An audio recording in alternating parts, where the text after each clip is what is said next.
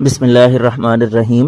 السلام علیکم بچوں، آج ہمارا جو ٹاپک ہے وہ ہے آئیڈینٹیکل ٹوئنس کے حوالے سے۔ Last time tissue culture and cloning تک ہم نے ڈسکس کیا تھا۔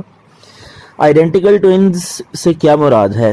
ہائر ورٹیبریٹس جن میں انسان بھی شامل ہیں، فرٹیلائزیشن کے بعد ان کا زائگوٹ بعض اوقات کلیویج سے گزرتا ہے، سیل ڈویژن ہوتی ہے، مائٹوسس کا عمل ہوتا ہے اور 2 سیلڈ سٹیج پر ایمبریو کے 2 بلاسٹومیئرز یعنی اس کے 2 سیلز ایک دوسرے سے سیپریٹ ہو جاتے ہیں۔ بجائے اس کے کہ وہ اکٹھے رہیں اور ایک ہی یونٹ کے طور پر ان میں ڈیولپمنٹ ہو، وہ 2 زائگوٹس میں انڈیپینڈنٹ زائگوٹس میں تبدیل ہو جاتے ہیں اور دونوں زائگوٹس 2 نئے جانداروں میں بدل جاتے ہیں۔ جو 2 نئے جاندار پیدا ہوتے ہیں مائٹوسس کا نتیجہ ہیں، جس وجہ سے ان کا جینیٹک میک اپ آئیڈینٹیکل ہوتا ہے، ہو بہو ایک دوسرے سے ملتے جلتے ہوتے ہیں، اس لیے ان کو آئیڈینٹیکل ٹوئنس کا نام دیا جاتا ہے۔ اور یہ دونوں مائٹوٹیکلی یعنی اے سیکشولی پروڈیوسڈ ہوتے ہیں۔ سیکشل ریپروڈکشن کا عمل تو زائگوٹ بننے سے پہلے ہو چکا ہوتا ہے، سپرم اور ایگ مل گئے، زائگوٹ بن گیا، لیکن جب زائگوٹ 2 حصوں میں تقسیم ہو جائے وہاں پر مائٹوسس کا عمل ہوتا ہے اور 2 زائگوٹ بن جاتے ہیں۔ نمبر 2، بعض اوقات ایک سے زیادہ ایگ فیمیل باڈی میں پروڈیوس ہوتے ہیں اور تمام ایگز انڈیپینڈنٹلی 2 یا 2 سے زیادہ زائگوٹس کے ساتھ فرٹیلائز کر جاتے ہیں۔ یہ زائگوٹ نئے جانداروں میں تبدیل ہو جاتے ہیں، لیکن یہاں پر ڈفرنس یہ ہے کہ جینیٹک کمبینیشن ہر نئے جاندار میں مختلف ہوتا ہے، کیونکہ 2 سے زیادہ ایگز تھے، ہر ایگ کا جینیٹک میک اپ ڈفرینٹ تھا۔ اسی طرح 2 سے زیادہ سپرمز تھے اور ہر سپرم کا جینیٹک میک اپ ڈفرینٹ تھا۔ ڈفرینٹلی سپرمز اور ایگز آپس میں ملے اور ایک سے زیادہ زائگوٹ بن گئے، چنانچہ جو نئے جاندار وجود میں آئے وہ آئیڈینٹیکل نہیں تھے۔ ایسے جانداروں کو فریٹرنل ٹوئنز یا ٹرپلٹس کا نام دیا جاتا ہے اور یہ سیکشولی ریپروڈیوسڈ ہوتے ہیں۔ اسٹوڈنٹس، اس کے بعد جو نیکسٹ ٹاپک ہے وہ ہے سیکشول ریپروڈکشن۔ یہ سمجھا جاتا ہے کہ سیکشول ریپروڈکشن کا جو میتھڈ ہے اے سیکشول کے مقابلے میں لیٹسٹ میتھڈ ہے، اور asexual reproduction primitive type of reproduction ہے۔ کسی لیٹر سٹیج پہ ایوولوشن کے دوران ایک میکانزم ایوالو ہوا اور گیمیٹس کی فیوژن سٹارٹ ہوئی اور سیکشول ریپروڈکشن کا عمل واقع ہونا شروع ہو گیا، ورنہ پہلے صرف اور صرف اے سیکشول ریپروڈکشن کا عمل ہوتا تھا اور اس کے ذریعے سے جانداروں کی نسلیں آگے بڑھتی تھیں۔ بٹ ایوولوشن کے بعد، سیکشول ریپروڈکشن کے بعد، میوسس کے بعد نئے جانداروں کے بننے کا عمل سیکشول ریپروڈکشن سے شروع ہو گیا اور ویریشنز آنا شروع ہو گئے۔ میوسس اور جینیٹک ریکمبینیشن دونوں نے بہت اہم کردار ادا کیا کمپلیکسٹی آف لائف کی ایوولوشن میں، سمپل سے کمپلیکس آرگنزم میں تبدیل ہونے کے لیے۔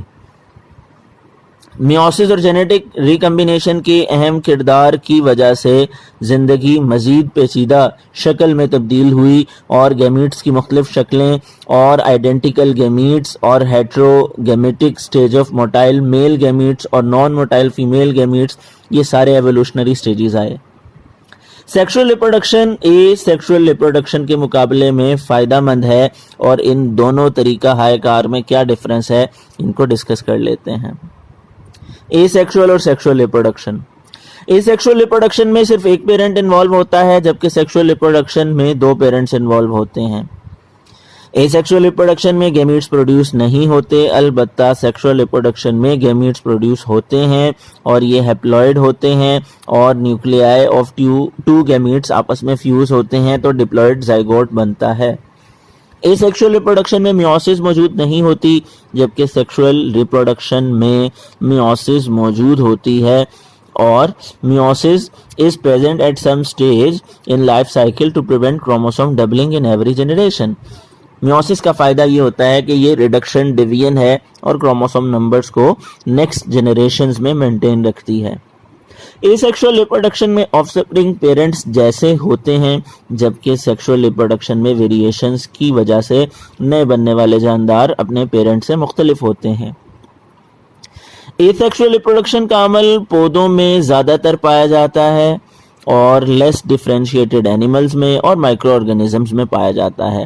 مور ڈفرینشیٹڈ اینیملز میں یا کمپلیکس اینیملز کے اندر یہ نہیں پایا جاتا، جبکہ سیکشول ریپروڈکشن کا عمل پودوں اور جانوروں کی میجر کیٹیگریز میں پایا جاتا ہے. ایسیکشول ریپروڈکشن کے نتیجے میں بڑی تعداد میں آف سپرنگ پروڈیوس ہوتے ہیں. البتہ سیکشول ریپروڈکشن میں نسل کی پیدائش کا عمل سست روی سے رواں دواں رہتا ہے. اسٹوڈنٹس، پودے ہوں یا جانور، دونوں میں سیکشول ریپروڈکشن کی وجہ سے ڈفرینسیشن آف سیکسز کی ایولیوشن ہوئی. میل اور فیمیل میں ڈفرینسیشن ایزی ہوئی. آرگینزمز دو طرح سے پائے جاتے ہیں، یا تو ایک سیکس والے جن کو ہم یونی سیکشول کہتے ہیں، یا دونوں سیکس ایک ہی باڈی کے اوپر ہوں، ان کو ہم ہرمیفروڈائٹ یا بائی سیکشول کہتے ہیں. سیکشول ریپروڈکشن کے ایڈوانس موڈ کی بات کی جائے تو اینیمل میں یونی سیکشولیٹی پائی جاتی ہے، جبکہ پلانٹس میں بائی سیکشولیٹی پائی جاتی ہے.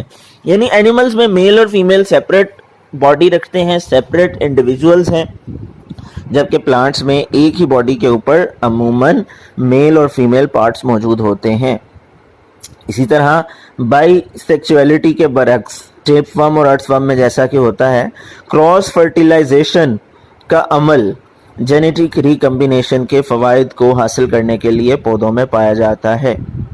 فرٹیلائزیشن وہ عمل ہے جس کی وجہ سے گیمیٹس آپس میں ملتے ہیں، اور فرٹیلائزیشن کا عمل جسم کے اندر بھی ہو سکتا ہے اور جسم سے باہر بھی ہو سکتا ہے.